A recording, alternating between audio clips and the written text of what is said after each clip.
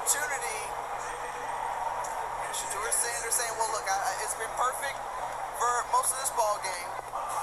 Got to make this catch. Try it again. Throwback all the way across the field. Ball hangs in the air for a while, but catch it. If you catch it first, you don't have to worry about the hit.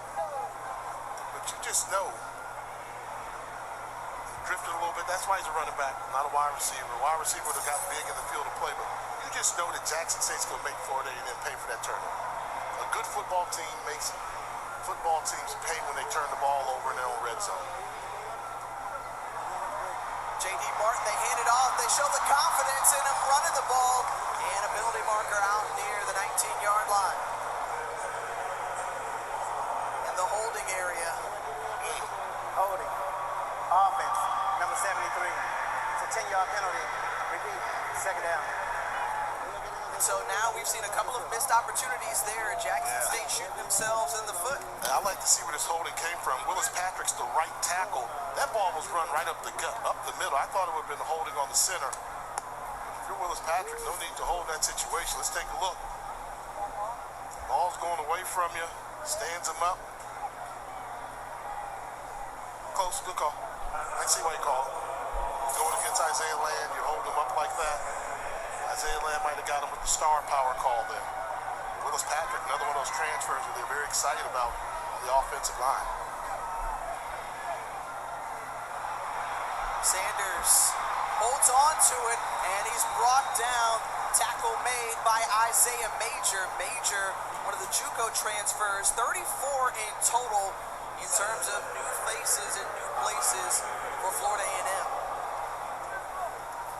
Good job. They're starting to bring pressure on the quarterback, bringing that fifth guy. Isaiah Major coming from his inside linebacker position to spy the quarterback. Now what you want to do right now, Florida A&M, don't get caught in any one-on-one situations with these athletic wide receivers from Jackson State. Keep everything in front of you. Third and long. Sanders thought about it, pumped it, clutched it, slides near the 15, and that'll bring up fourth down. So positive yardage after going backwards the last two plays, and that'll bring on the four-star kicker, Alejandro Mata, to attempt the field goal. Liking the mobility we're seeing on display from Shedeur Sanders, something that he didn't do as much a season ago. Showing the ability to escape, extend plays, and did a good job of running his team back into field goal position because after the sack and the penalty, they were questionably in range. 36-yard attempt for the true freshman out of Buford, Georgia. It's got enough leg, and it's through. So capitalizing off the FAMU turnover, creating a little bit more cushion on the Jackson State Tigers.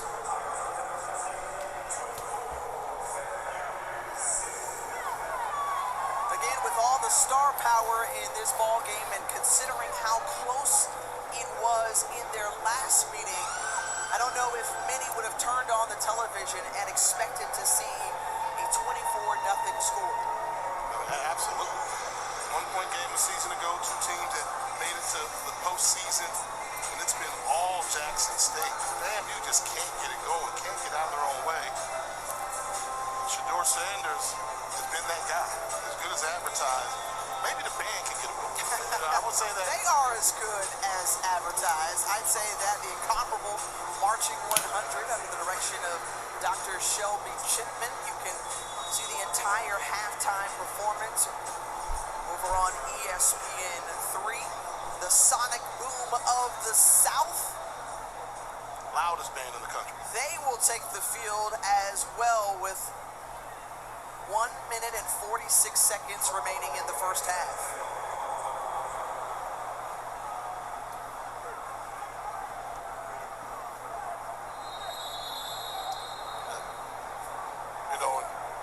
Personal business we need to take care of. You know, for years I've been saying there's been an injustice in football ranks, and we got a chance to get it right. Florida A&M legend as a player and as a coach. Ken Riley Sr. is one of the finalists to make it to the Hall of Fame through the Veterans Panel. 15-year NFL career, tied for 5th in NFL history, the most interceptions. Every guy 1 through 10 is in the Hall of Fame, but Ken Riley. Most interceptions in Bengals history for one team period. Let's get it right. On behalf of the HBCU and the Florida A&M Nation, Ken Riley deserves to be in the Hall of Fame. Let's get it right this year. The former quarterback who won several conference titles, actually played in this Orange Blossom Classic under the legendary coach Jake Gaither, and hoping that he will posthumously be inducted in the Pro Football Hall of Fame, as that's the best throw of the afternoon from Jeremy Musa. He finds Darian Oxendine. Hit him in stride right here. This is what you talk about, a catchable ball.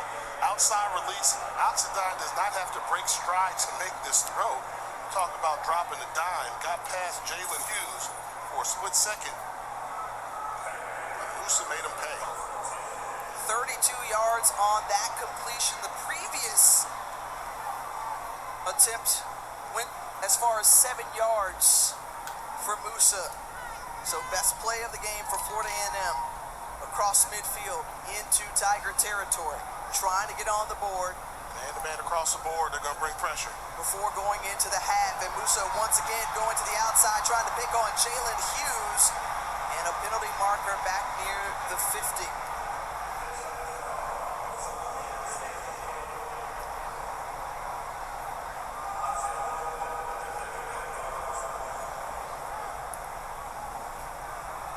Personal foul, roughing the passer, defense, number 57, 15-yard penalty, first down. That's called against Niles Gaddy, so Gaddy helps Florida A&M gain another 15 yards and a first down. Rattlers on the move. They couldn't put points on the board. The last possession had to turn over, limited them to just a field goal. Jackson State now, Florida A&M, making their best movement all day. Minute 35 to go before the end of the quarter.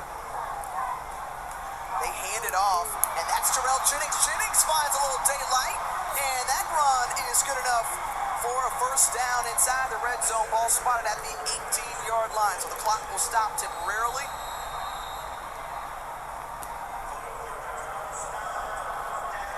And a timeout taken by Jackson State as Florida A&M is on the move.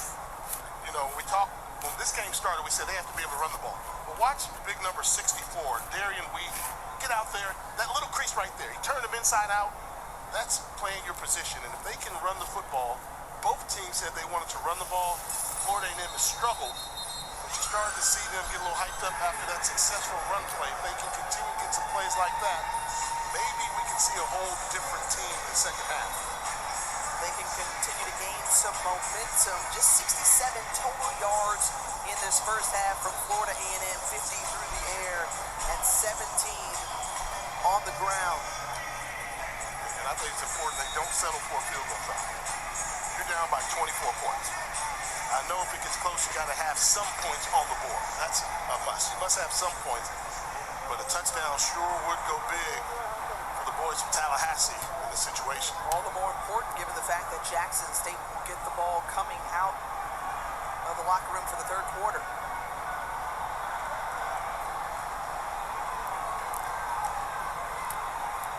First and 10. Musa drops back, feels pressure, and he's brought down. Another sack registered this time.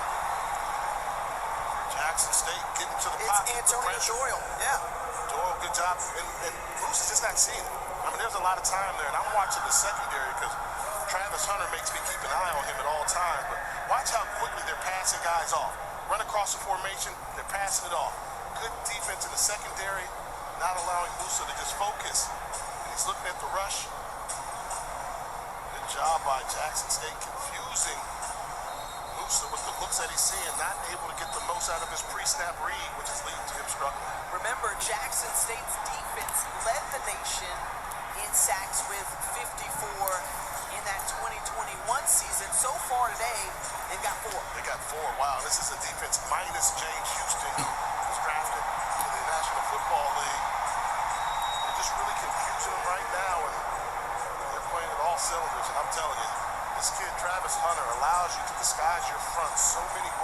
secondary.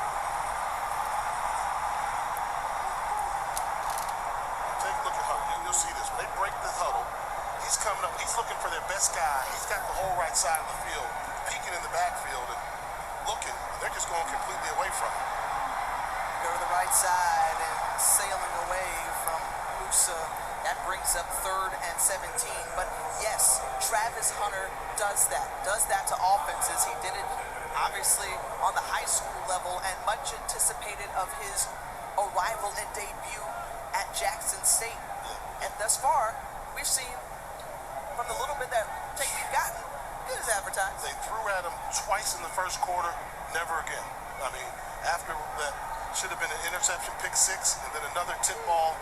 I think they said, we're going to go away from him. And when you have a DB that can take away a whole side of the field like that, that's a lot like his coach used to do. Dangerous throw and no white jerseys around as the pass incomplete, and that'll bring up 4th down. 3 blue jerseys around the football. Hunter undercutting the throw, almost coming up with another one, and that's just a look of confusion right there. So Jose Romo Martinez, an all-conference kicker, on to attempt the 43-yard field goal. Florida A&M anxious for some points, and this one goes through the uprights, and it's good. So ring up 3 for FAMU as they cut the lead back down to 3 touchdowns. They got some points on the board, which you needed, but big picture, coming off of last weekend, score at halftime, North Carolina 21, Florida A&M 14. FAM scored a lot of points. I don't think anybody saw them only having 3 points at the half. Coach Simmons is going to have to make some adjustments. They didn't run the ball well. They didn't throw the ball well. A couple penalties there, didn't protect the football. That's what you tell your team at halftime. What do we do well? Offensively, they haven't done anything. And they've got to change that around. And a defense that was heralded to be so strong with that guy briefly in frame in Isaiah Land, B.J. Bowler, contributors on that defense that weren't there last week. They get them back for this week. And so far, Jackson State's been able to hang 24 in this first half.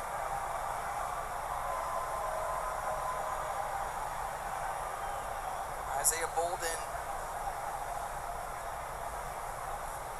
and Kevin Coleman back to receive it. Bolden is the deep man in the end zone, and he's going to bring it out. And it's Bolden who finds a little crease and seam, and here's Isaiah Bolden still on his feet and brought down near the 30-yard line. Gained just about that much on the return. And normally you would question why you return it when you're 8 yards deep in your end zone, but going before the half, Bolden, one of the fastest guys on the field, why not take a shot at trying to get the home run, knockout shot with the return? And you saw a glimpse of why he's one of the most dangerous return guys in the country. And folks, if you're just tuning in, the reigning National Freshman of the Year in FCS, Shedeur Sanders, has put on a clinic so far, 18 of 20 through the air, 170 yards and 3 TDs. I think more impressive, Jay, was the fact that he completed his first 17 attempts of the ball game. He's in complete control of this offense, dealing with the new offensive system, with the new offensive coordinator. He saw the things that are there. Good arm and extremely accurate were on display, and he did not disappoint. Looks like Coach Prime is content going into halftime with a 21-point lead. And they get the ball to start the second half. Indeed, and just a reminder to our viewers, coming up at halftime, go over to ESPN 3 to check out Florida A&M's Marching 100 and Jackson State's Sonic Boom of the South. You can watch the full halftime performance uninterrupted over on ESPN 3. And that run by J.D. Martin will take us into the half. So far, A dominating start to the season for Coach Prime and his Jackson State Tigers, the SWAC champions from a season ago, with a 21-point lead over Florida A&M here in this Denny's Orange Blossom Classic.